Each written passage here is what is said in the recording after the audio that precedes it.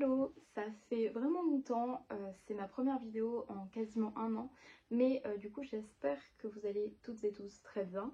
J'aimerais vous faire une vidéo pour vous parler de 25 livres que j'aimerais lire en 2025.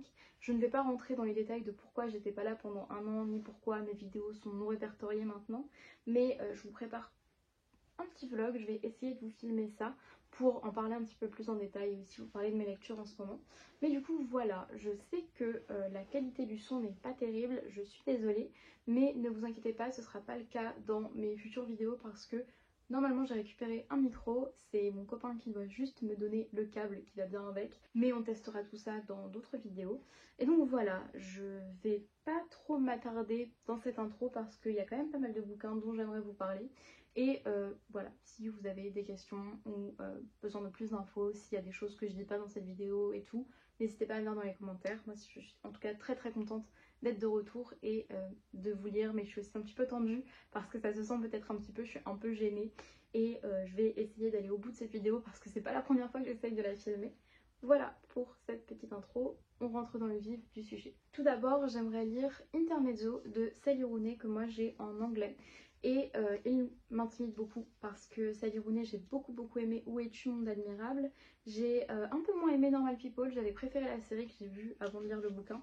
Et tout le monde parle d'Intermezzo, il y a certaines personnes qui considèrent que c'est son meilleur livre, d'autres qui disent qu'ils ont été très déçus.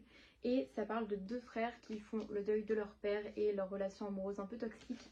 Donc voilà, on verra comment ça se passe. Oui, j'avoue que je suis assez intimidée parce que je pense que c'est une autrice dont tout le monde parle et aussi qui moi m'a beaucoup plu en fait, j'aime beaucoup les histoires qu'elle crée, mais je sais pas, j'ai essayé de le prendre plusieurs fois et de le commencer, mais à chaque fois il y a un truc qui bloque, donc j'ai vraiment très envie de le lire et de pouvoir me faire mon propre avis par rapport à tous ceux que j'ai vus sur internet. Ensuite j'aimerais lire L'amie prodigieuse d'Elena Ferrante. Alors je sais que les premiers titres que je vais vous présenter c'est des choses assez populaires sur Booktube ou BookTok. Simplement vous allez voir un petit peu après dans la vidéo qu'il y a aussi des titres soit qui sont sortis il y a des années, bon, c'est le cas de celui-ci, mais soit dont on n'a pas trop parlé depuis des années, soit qui sont un petit peu inconnus au bataillon. Mais voilà, je pense que je suis quelqu'un qui m'inspire un peu d'internet et de ce qui est conseillé sur internet pour mes lectures, mais de moins en moins, et c'est aussi l'une des raisons pour lesquelles j'étais moins sur les réseaux sociaux de livres, parce que j'ai eu besoin de vraiment retrouver mes propres goûts et arrêter de lire la dernière sortie juste pour ne pas être à l'écart et pour pouvoir un petit peu participer au discours sur internet, mais ça me fait beaucoup de bien aussi de lire d'autres titres. Donc voilà, c'est une petite précision, mais il n'y a aucun problème de toute façon à lire des bouquins dont tout le monde parle, c'est normal d'avoir besoin de d'écouter les conseils des gens, mais du coup voilà. Je ferme cette petite parenthèse. L'amie prodigieuse du coup d'Elena Ferrante, c'est l'histoire de deux amis qui grandissent en Italie dans les années 50 et au fil des tomes, on va les voir évoluer, on va voir leur vie à chacune. Et j'ai très envie de lire ça cet été. Je sais pas pourquoi j'ai toujours cette image de lire Elena Ferrante l'été. J'ai essayé, ça fait 2 étés que j'essaye et que je ne lis pas ce bouquin. Mais c'est pas grave, j'espère vraiment que je vais aimer. Et je vous en dirai donc des nouvelles. J'espère, voilà, continuer à poster, mais normalement ce sera le cas. Je ne l'ai pas en ma possession, mais j'aimerais lire Blue Sisters de Coco Mellors. C'est notamment Elisa Cab qui en a dit beaucoup de bien. Et du coup, Blue Sisters, c'est sur 3 sœurs qui se retrouvent à l'occasion de la vente de la maison de leur mère. Et elles ne se sont pas vues depuis le décès de leur 4e sœur, je crois. Et moi, c'est tout ce qu'il me faut, puisque j'adore les histoires qui parlent de deuil. C'est un sujet qui touche tout le monde, mais qui me touche particulièrement parce que voilà. Je ne vais pas rentrer dans les détails dans cette vidéo, bref. Aussi toutes ces histoires de famille, de fraternité, de ressentiment, mais aussi beaucoup d'amour, si j'ai bien compris dans ce bouquin. Ça peut me parler et j'avais beaucoup aimé Cléopâtre and Frankenstein. Beaucoup de gens ne l'ont pas aimé, moi je fais partie de ceux qui avaient adoré cette lecture. Et voilà, pareil, je vous en dirai des nouvelles. En plus le bouquin est super beau, donc j'ai trop hâte de l'avoir dans ma bibliothèque. This is how you lose the time war, je l'ai pas en ma possession pareil, mais il a été traduit en français sous le titre des oiseaux du temps. Comme je lis en anglais, j'aime bien quand des bouquins ont été publiés originellement en anglais, les lire en anglais, quand c'est possible, parfois c'est trop compliqué évidemment. Mais du coup Les Oiseaux du Temps, c'est une dystopie, c'est assez court, sur deux femmes qui se font la guerre en fait, elles sont dans 2 camps différents et elles vont s'envoyer des lettres à travers le temps parce que c'est une guerre qui se passe sur une timeline comme ça. Voilà, j'ai pas tout compris, mais je veux pas tout comprendre et tout savoir à l'avance et découvrir au fil de ma lecture. Et en fait, elles vont tomber amoureuses et voilà, elles vont exprimer leur amour à travers le temps et à travers des lettres. Et j'ai trop hâte parce que beaucoup de gens ont dit que c'était extrêmement poétique et bah voilà, moi je trouve que le résumé donne trop envie. Peut-être que je le dis mal, mais voilà, pareil, si vous l'avez lu, n'hésitez pas à m'en parler parce que dès que je vois quelqu'un me parler des oiseaux du temps, je suis en mode ah, faut absolument que je l'achète et je le fais pas. Donc voilà pour cette 4e lecture que j'aimerais faire en 2025. Anna Karenine de Tolstoï, je l'ai dans ma bibliothèque mais dans mon appart étudiant. Et c'est une brique, ça me fait un peu peur, mais j'avais déjà lu de la littérature russe avec l'Idiot de Dostoïevski que j'avais adoré. D'ailleurs, si vous vous souvenez de la période à laquelle j'ai lu l'Idiot de Dostoïevski, c'est que vous êtes vraiment un vrai abonné, une vraie abonnée, parce que c'était vraiment les débuts de ma chaîne et même moi j'ai un peu du mal à resituer un peu cette période. Et Anna Karenine, on m'en a dit beaucoup de bien et voilà, j'ai très envie de découvrir Tolstoï également et relire globalement un peu plus de classiques parce que j'aime beaucoup lire des classiques, mais je l'ai un peu moins fait en 2024 et ça me manque. Et aussi m'y connaître un peu plus en littérature russe, voilà. Si vous avez d'autres conseils de littérature russe, n'hésitez pas. Pour Britney de Louise Chenevière, je l'ai en ma possession parce que ma tante me l'a offert il y a quelques jours pour Noël, merci à elle. Et c'est un texte sur Britney Spears et toutes ces femmes qui ont grandi sous les projecteurs et qui ont été complètement brisées par la société. Je pense que ça va être un texte féministe très fort. Noël avait déjà publié Triste Tigre de Neige Tino que j'avais énormément aimé, qui m'a énormément marqué l'année dernière, enfin cette année en 2024, mais en début d'année. Et j'ai trop hâte, vraiment je sais même pas si je vais attendre 2024, bon on est le 27 décembre, je pense que je vais quand même attendre, mais voilà, pareil, trop hâte de vous en dire des nouvelles. Il est sorti très récemment en plus, donc voilà, je pense que je vais pouvoir lire plein de choses intéressantes sur internet à ce sujet. Rien de plus à dire sur ce texte, trop hâte. Je l'ai dans ma palle, mais il est dans mon appartement étudiant. J'aimerais lire Orlando de Virginia Woolf en 2025. Et c'est rigolo parce que du coup j'ai l'impression, sans le vouloir, que je me réserve un Virginia Woolf par an. Peut-être cela dit que je vais en lire plus en 2025. Puisque en 2022, non, en 2023, j'ai lu Vers le phare, qui est mon roman préféré ever. J'adore ce roman, je le conseille à tout le monde. Et j'ai lu cette année, il y a quelques mois, Les Vagues, que j'ai moins aimé. D'ailleurs, j'en ai pas parlé parce que je faisais plus de vidéos, mais j'aimerais beaucoup en discuter, c'est vrai. Et du coup, j'aimerais beaucoup lire Orlando, qui était l'un des romans préférés de ma mère en plus.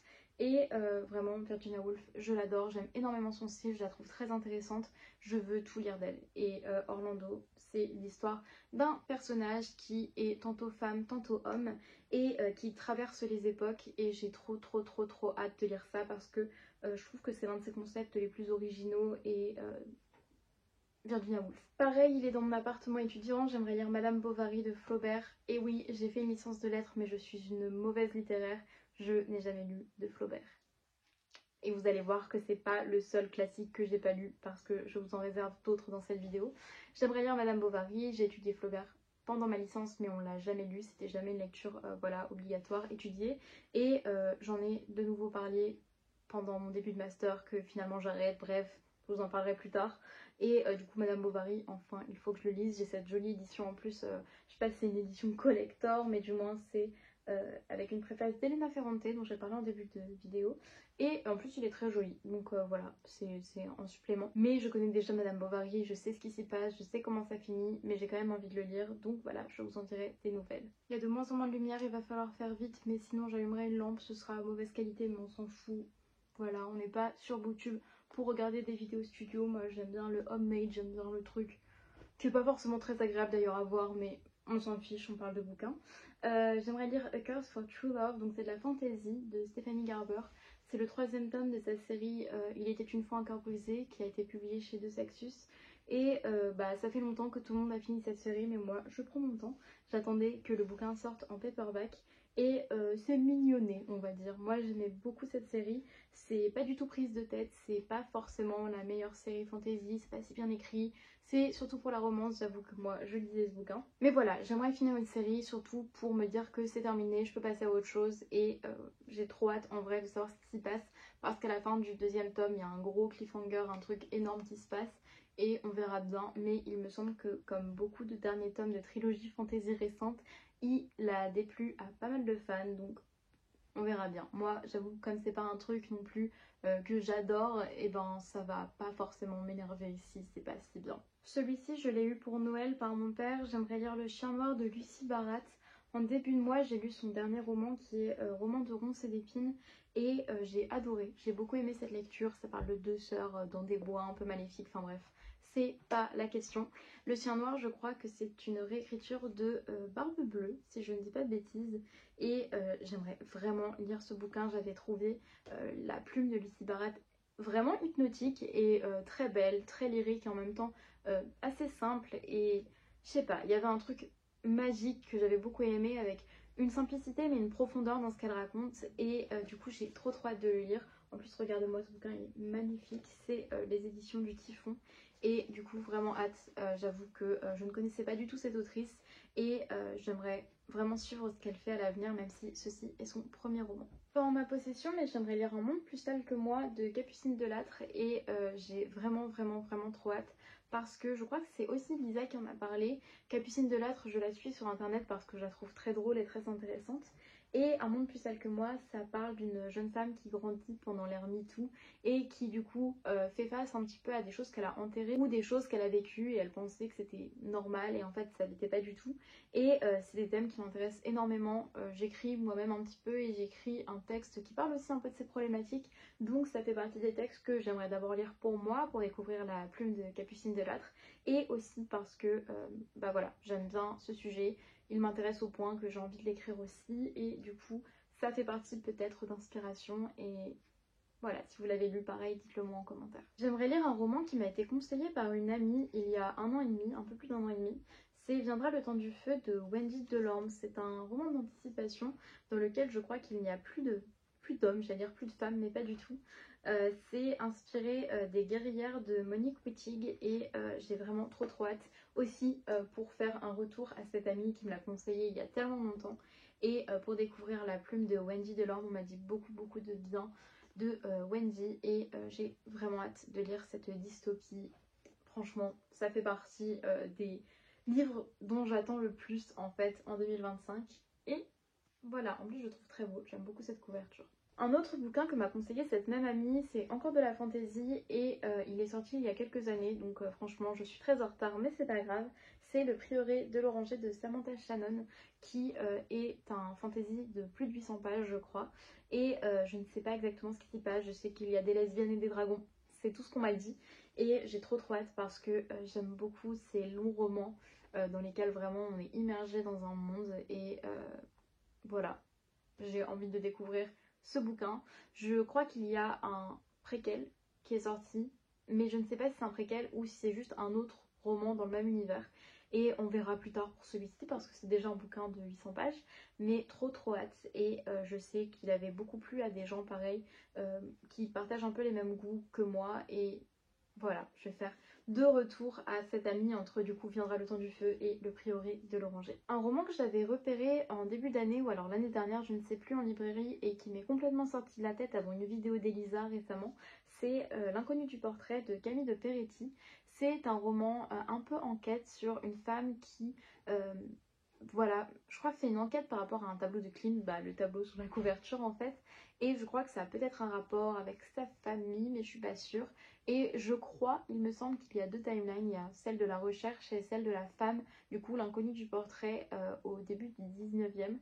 Pareil, peut-être que là je dis une grosse bêtise, mais bref, j'en sais pas trop, je veux pas en savoir plus, ça fait partie de ces romans dans lesquels j'ai envie de me plonger sans trop en savoir et trop hâte. J'avoue que je l'avais complètement zappé, je l'avais pas rajouté à ma wishlist et depuis que Elisa en a reparlé, ça y est, de nouveau, je suis très motivée pour acquérir ce bouquin, pareil que je trouve trop beau et je vous en dirai des nouvelles.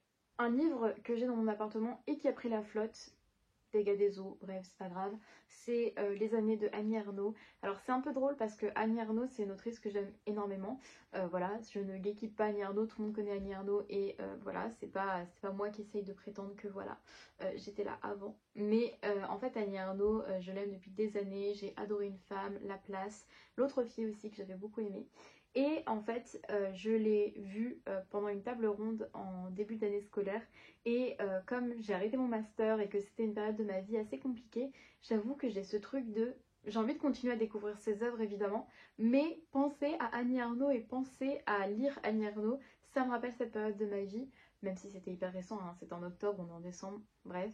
Mais voilà, j'ai quand même envie de me relancer, de me remettre à Annie Ernaux, vraiment, je veux continuer à découvrir ses œuvres. Et Les années, c'est assez long par rapport à ses autres bouquins qui sont très courts. Ça reprend un de ses journaux, je crois, sur plusieurs années. Et elle essaye objectivement, je crois, de faire un rapport de chaque année. Alors c'est à la fois ses histoires personnelles et ce qui s'est passé pendant ces années. Je ne suis pas certaine. Maintenant que je le dis, je ne suis pas certaine de ce que j'avance. Mais vous trouverez plus de détails sur internet évidemment parce que, bah voilà, Annie Ernaux, j'adore ce qu'elle écrit, j'adore ce qu'elle fait. Et je compte évidemment découvrir ses autres œuvres parce que je suis loin d'avoir tout lu. Donc n'hésitez pas à me dire dans les commentaires si vous avez lu d'autres textes et vos textes préférés d'Annie Ernaux. En 2025, j'aimerais lire Aimé Gilles de Shane Haddad. J'en ai entendu parler grâce à mon master et c'est son dernier roman qui est sorti peut-être pendant la rentrée littéraire. Et c'est une histoire autour de 3 personnages de 25 ans.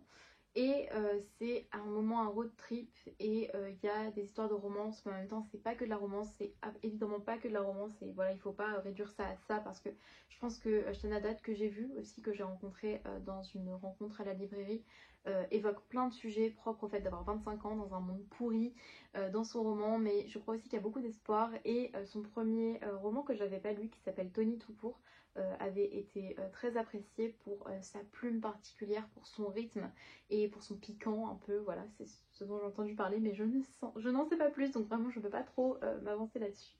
Et j'aimerais vraiment découvrir Aimé Gilles parce que pareil, c'est un thème, ou du moins c'est un bouquin qui me parle, j'ai l'impression que ça va aussi pouvoir être une inspiration pour le roman que j'aimerais écrire.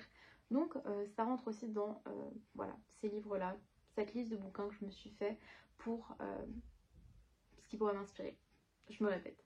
Je vous avais dit tout à l'heure que je suis une mauvaise étudiante en lettres et qu'il y a plein de classiques que j'ai pas lus. J'aimerais enfin lire, vous allez pouvoir vous moquer, j'aimerais enfin lire Camus, parce que je n'ai jamais lu Camus. Et j'aimerais du coup lire L'étranger, parce que moi je ne l'ai pas du tout étudié au collège ou au lycée, et après pareil, à la fac, on n'en a jamais reparlé. Parfois on l'évoquait un petit peu, mais en fait il y avait plein de gens de mon âge qui l'ont étudié au lycée et pas moi. Donc j'étais un peu en mode yes, je fais pas partie du débat. Mais L'étranger, du coup, bah, je vous présente pas parce que moi-même en vrai, je sais pas trop ce qui s'y passe. Mais voilà, découvrir Camus à partir de L'étranger. Peut-être que je lirai d'autres Camus cette année. Et en plus de ça, on m'a dit récemment que ça me plairait. C'est des personnes qui connaissent un peu mes goûts et mes centres d'intérêt, un peu, qui savent ce que j'aime lire. Et du coup, je pense que ça peut être une bonne chose de commencer par L'étranger. Un livre que j'ai repéré en librairie, c'est Le Grand Feu de Léonore de Récondo. Je ne connais pas du tout cette autrice, mais c'est un bouquin qui m'a parlé par son résumé. Je crois que c'est l'histoire d'une jeune femme qui va être musicienne et je ne sais plus quel est son instrument. Je me demande si c'est pas du violoncelle, à moins qu'elle soit chanteuse. Je sais pas, mais je crois que ça se passe pendant la Renaissance et c'est une période qui m'intéresse énormément dans les bouquins. J'adore lire à propos de la Renaissance. J'adore. Et du coup, je suis allée voir un peu sur internet et je crois que cette autrice, elle est très appréciée pour sa plume et pour sa poésie. Et je crois qu'elle a quelque chose d'un peu original qui plaît, visiblement.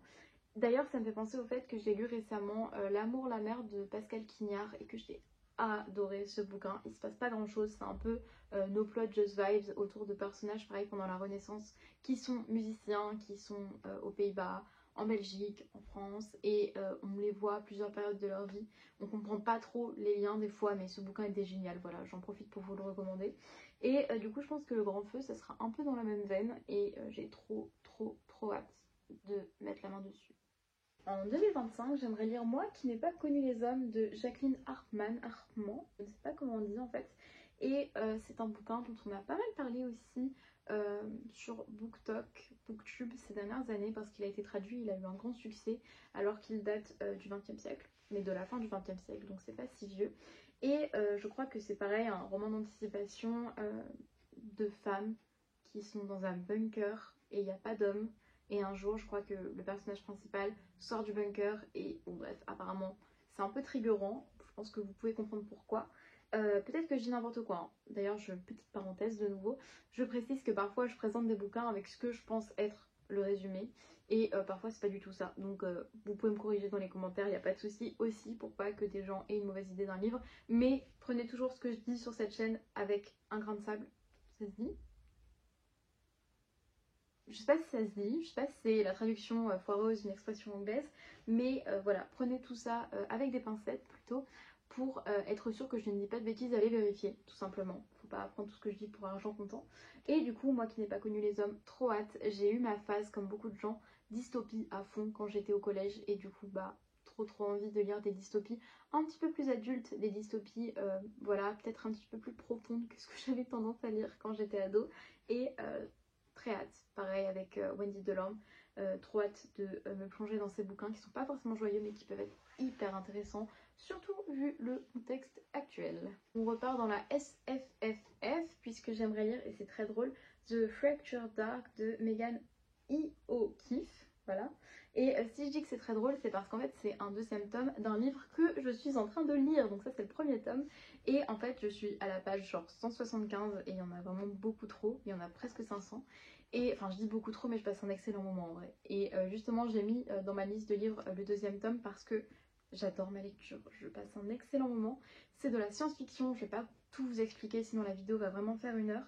Mais du coup ça se passe sur une planète qui est vraiment en train de disparaître. Enfin vraiment il y a presque plus d'animaux. Et c'est des personnes qui meurent mais qui en même temps peuvent être réimprimées dans d'autres corps parce que leur âme, je sais pas si c'est une âme mais genre leur esprit, eux-mêmes en fait peuvent être implantés sur des sortes de disques durs. Du coup tu peux être réimprimé plusieurs fois mais à un moment tu craques quand t'as été trop réimprimé donc tu meurs quoi. Et c'est deux ennemis puisqu'il y a le fils d'un chef d'une famille puissante qui justement doit s'occuper de miner sur les planètes pour avoir des ressources pour vivre et en même temps ça détruit les planètes. Et du coup l'autre personnage elle a été réimprimée dans le corps de sa garde du corps mais elle en fait c'est son ennemie parce que elle sait que en fait cette famille qui est censée aider le peuple est en train de détruire toutes les planètes sur lesquelles le peuple pourrait habiter. Et sauf que du coup l'un l'autre ne sait pas, enfin si, elle sait qu'elle est la garde du corps du coup du fils du chef, mais lui ne sait pas que c'est une rebelle. Et donc bref, il se passe plein de choses. C'est très scientifique, on me parle de détails, de vaisseaux, de trucs, je comprends pas, mais en même temps je comprends quand même un peu. Et du coup, voilà, c'est très flou, mais c'est très agréable. Je pensais vraiment que ça allait m'énerver de pas comprendre, et en fait, c'est pas grave, je vibe quoi avec le bouquin. Et j'adore les dynamiques de relation, j'adore le fait que ça prend bien son temps, et trop bien. Et du coup, je compte lire le second tome. J'espère que ça va pas me décevoir avant la fin, mais ça fait partie du coup d'un truc que j'ai trop envie de lire. Pour vous dire à quel point je suis vraiment très enthousiaste par rapport à ma lecture en cours. Ensuite, j'aimerais lire Água Viva de Clarice Lispector. Je crois qu'elle est brésilienne. En tout cas, ça a été écrit en portugais de base. Et j'ai vraiment trop hâte de la découvrir parce que beaucoup de créateurs que j'aime beaucoup disent beaucoup de bien de sa plume. Apparemment, c'est extrêmement poétique, extrêmement juste. Ça a vraiment touché là où il fallait les gens que je suis sur internet. Mais par contre, je vais pas vous en dire plus parce que moi-même, je ne sais pas ce qui se passe dans Água Viva. Comme c'est des romans très courts, j'ai pas envie d'aller lire un résumé qui me dit tout ce qui s'y passe. Très mystérieux pour moi, Clarice Lispector, parce que je ne sais pas trop de quoi parlent ces romans, mais j'ai trop envie de commencer à la lire. Le seul manga de cette sélection, c'est Solanine. Alors, je n'ai pas le nom de la personne qui l'a écrit. C'est normalement Inyo Asano. Voilà, j'ai pris mon ordi pour vérifier, parce que c'était écrit en tout petit. Et Solanine, c'est un manga, je sais pas trop ce qui s'y passe, mais c'est assez gros, c'est en un seul tome. Et c'est mon copain qui me l'a prêté, donc j'ai envie de lui faire confiance. Mais il m'a dit que c'était très triste, enfin que c'est assez éprouvant comme lecture. Les dessins sont très intrigants, j'aime beaucoup le style, mais en même temps ça me perturbe un peu. Donc on va voir comment ça se passe. Et j'avoue que c'est un peu nul de vous présenter un livre, bon là en l'occurrence un manga, et je sais pas quoi vous en dire parce que je ne sais pas ce qui s'y passe exactement. Mais pareil, c'est l'un de ces trucs dans lesquels je veux me lancer les yeux fermés. Et je lis un peu plus de manga qu'avant. J'ai terminé Nana.